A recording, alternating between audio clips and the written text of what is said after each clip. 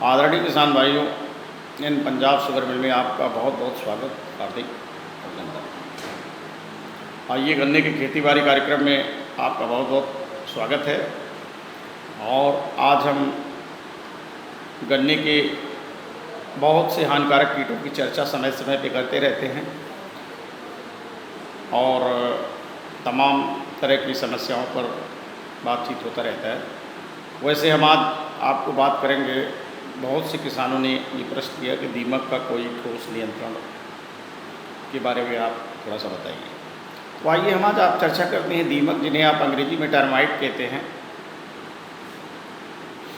कीट विज्ञान में जो टर्माइट है, दीमक है, इसके नियंत्रण के बारे में बहुत सारी चीज़ें बताई गई हैं। और आपको हम बता दें कि जो दीमक होता है, जो टर्माइट है, ये बहुत ही खतरनाक इंसेक्ट कीट होता है और ये पॉलीफेगस है। पॉलीफेगस का मतलब जान लें, सभी फसलों को जो नुकसान पहुंचाता है, जो सारे फसलों को नुकसान पहुंचाए वो पॉलीफेगस कहलाता है। ये पॉलीफेगस है, सभी फसलों को नुकसान पहुंचाता है। आइए हम जानते हैं कि टर्माइट और दीमक के नियंत्रण के लिए क्या करें। देखिए, दीमक जो है गन्ने में कैसे नुकसान पहुंचाता है। दीमक ज़मीन के अंदर रहता है। अक्सर जो मेड़ है, मेड़ों के किनारे जो है दीमक अपने छिपने का स्थान बना लेता है और रात में जो है निकल करके नुकसान पहुंचाता है। दीमक पत्तियों को भी खाता है। दीमक ज़्यादातर जड़ों को नुकसान पहुंचाता है और धीरे धीरे जड़ों को खा करके खोखला कर देता है और पोषक तत्व खींचने की कैपेसिटी ख़त्म हो जाती है। ये बुआई के समय भी नुकसान पहुंचाता है, जर्मिनेशन के समय भी नुकसान पहुंचाता है, पौधा जब टिलरिंग में होता है तब भी नुकसान पहुंचाता है, पौधे का विकास जब होने लगता है तब भी नुकसान पहुंचाता है। हर स्टेज में दीमक नुकसान करता है। गन्ने की बुआई जब आप करते हैं तो दीमक टुकड़ों को ही खा जाता है, जिससे आपका जो है, तो किस स्टेज में क्या कंट्रोल है। जब गन्ना बुआई आप करें, टुकड़ों को काटें, तो पहले तो उसका बीज उपचार करें आप।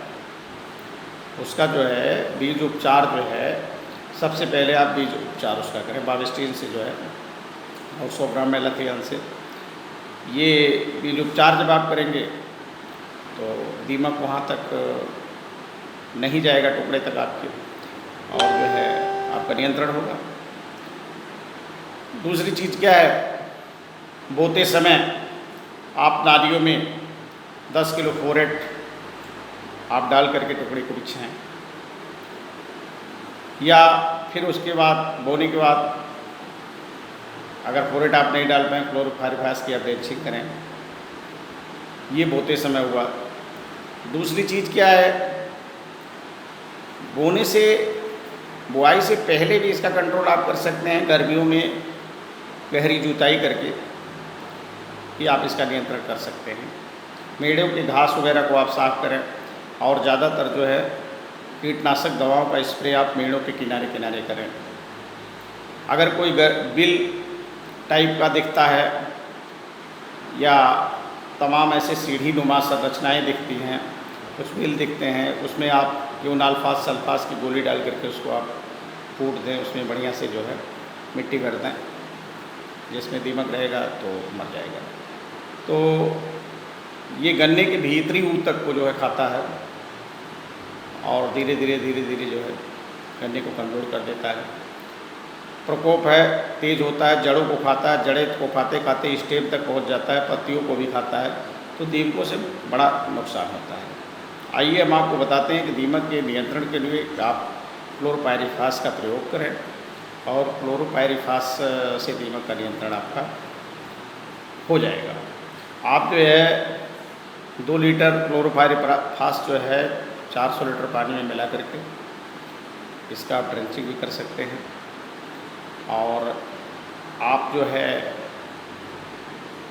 एक घड़ा ले लें, उसमें पानी डालें, उसमें आप 1 लीटर क्लोरोपायरिफास ले लें, 5 लीटर पानी मिला लें और उसके बाद उसके नीचे आप थोड़ा सा होल कर दें, एक रुई लगा दें और सिंचाई की नाली में टपकाएँ, ऐसे टपकता रहे और पूरे खेत में चला जाएगा। इससे भी आपकी दीमक का कंट्रोल होता है और दीमक मर जाता है। देखिए क्या है, एग्रीकल्चर में देखा गया है कि बहुत सी सारी फसलों को मिला करके करीब करीब जो है कभी कभी 45% फसल को दीमक द्वारा नष्ट कर दिया जाता है। बुआई के समय अगर दीमक ज़्यादा लग गया तो आपका जमाव ही बहुत कम होता है, तो बहुत सी फसलों में नुकसान पहुंचाते हैं। गन्ने में विशेषकर दीमक को द्वारा नुकसान पहुंचाया जाता है। इसका और भी नियंत्रण है, आप नीम की खली का प्रयोग यूरिया के साथ कर सकते हैं। अगर यूरिया के साथ नहीं करते हैं तो 25 किलो नीम की खली आप जो है कम से कम 2-3 कुंटल गोबर की खाद में मिला करके खेत पे आप बुरकाव कर दें और उसके बाद जो है फिर उसकी आप जुताई करें। नीम की खली से भी दीमक का नियंत्रण होता है। विशेषतर गर्मी की जुताई नीम की खली का प्रयोग और क्लोरोपाइरिफास 10 किलो कार्बोरिल चूर्ण भी आप जो है 4 किलो रेत के साथ मिला करके प्रयोग कर सकते हैं। वैसे फर्टेरा जो है 10 किलो प्रति एकड़ के हिसाब से प्रयोग करेंगे, दीमक का कंट्रोल इससे भी होता है। और आपको बता दें कि फर्टेरा के अलावा 4-8-10G प्रोटाक्स 10G जो है इसको भी 10 किलो प्रति एकड़ के हिसाब से आप प्रयोग कर सकते हैं। तो किसान भाइयों, दीमक का नियंत्रण बहुत ही ज़रूरी है। अच्छी पैदावार लेने के लिए कीट नियंत्रण करना पड़ेगा, जिससे कीट नियंत्रण करने से फसल की सुरक्षा, क्रॉप रोटेशन भी आपको अपनाना चाहिए। देखिए क्या है, कभी कभी क्या है कि कोई फसल आप लगाते हैं, उस फसलों में विशेषकर दीमक का प्रकोप ज़्यादा बढ़ जाता है। फसल चक्र भी अपनाना बहुत ज़रूरी है। गहरी जड़ वाली फसलों के बाद उथली जड़ वाली, इसलिए एक ही प्रकार के क्रॉप कई साल तक लगातार लेने से भी कीटों का प्रकोप बढ़ जाता है, उनके रहने का स्थान सुरक्षित होने लगता है और इस तरह से काफ़ी नुकसान होता है। इसलिए फसल चक्र अपना करके, क्रॉप रोटेशन भी अपना करके कीटों को नियंत्रित किया जाता है। कोई इंसेक्ट हो, बीमारी हो, कीट हो, बीमारी हो, रोग, बीमारी, कीट, ये सारी चीज़ें ऐसी हैं कि क्रॉप रोटेशन अपनाने से इनका प्रभाव धीरे धीरे कम हो जाता है। इसलिए क्रॉप रोटेशन अपनाएं, गर्मी में गहरी जुताई करें, नीम की खली का प्रयोग करें, क्लोरोपाइरिफास का प्रयोग करें, 4-8-10G का प्रयोग करें, फर्टेरा का प्रयोग करें और मेड़ के किनारों पर दवाओं का छिड़काव आप करें और मेन के किनारों पर घास वगैरह का नियंत्रण करें। अक्सर किसान भाई हमारे देखते हैं कि हमने देखा है कि मेड़ों पर घास का नियंत्रण लोग नहीं करते हैं। सबसे बड़ी ज़रूरी है कि जो मेड़ है, आप उस मेड़ों पर घासों का नियंत्रण करें। मेड़ पर आप जो है, जो हर्बिसाइड है, जो घास है, आपको बताते हैं कि सेलेक्टिव और नॉन सेलेक्टिव हर्बिसाइड जो है मार्केट में, आप मेड़ों पर नॉन सेलेक्टिव हर्बिसाइड का प्रयोग करें। मेड़ों पर अक्सर आप देखते हैं दूब आपको मिलता है, भर्रू मिलता है, मोथा मिलता है। ये सेलेक्टिव हर्बिसाइड से नहीं मरने वाले हैं। इनके लिए आपको नॉन सेलेक्टिव हर्बिसाइड ही यूज करना पड़ेगा, जो जैसे ग्लाइफोसेट 41%। ग्लाइफोसेट 41% जो मार्केट में बहुत सारे नामों से आते हैं, राउंडअप के नाम से, ग्लाइसिलेक्स के नाम से, तो मतलब अलग अलग कंपनियां अलग अलग नामों से बनाती हैं। हम आपको फार्मूला बताएंगे। ग्लाइफोसेट 41%, 41% ग्लाइफोसेट है। ये नॉन सेलेक्टिव हर्बिसाइड है और इसको मेड़ों पे जो है आप प्रयोग कर सकते हैं। इससे जो आपका खरपतवार है वो पूरी तरह से समाप्त हो जाएगी। लेकिन आपको ध्यान रहे, ये नॉन सेलेक्टिव है, इसका प्रयोग फसलों पर नहीं होना चाहिए, क्योंकि किसी भी फसल को मार सकता है। ये सेलेक्टिव नहीं, किसी फसल के लिए सेलेक्टिव नहीं है, लेकिन दूब, घास को, मोथा को, भर्रू को ये समाप्त करेगा, साथ साथ फसल को भी समाप्त करें। इसलिए मेड़ों पर इसका प्रयोग भी आप करें। मेड़ों को साफ़ सुथरा रखें, मेड़ों पे घास न, क्योंकि बहुत से सारे ऐसे इंसेक्ट, कीट हैं जिनके लार्वा, जिनके प्यूपा, जिनके निम्फ, जिनके एग्स का जो सर्वाइवल स्टेज है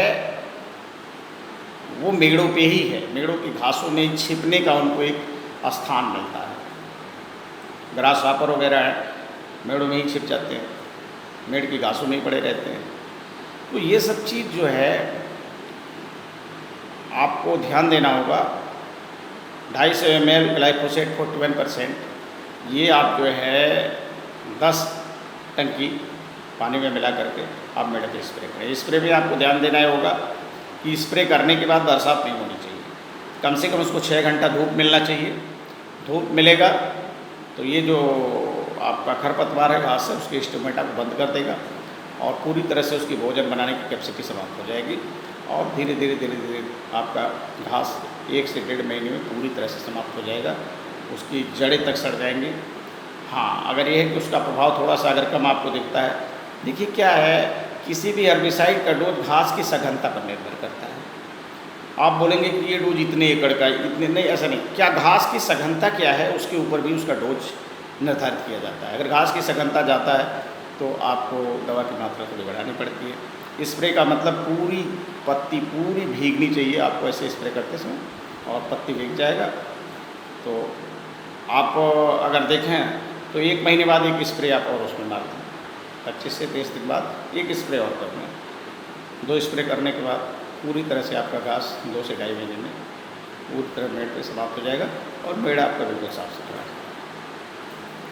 इन्हीं शब्दों के साथ आज की चर्चा हम समाप्त करते हैं।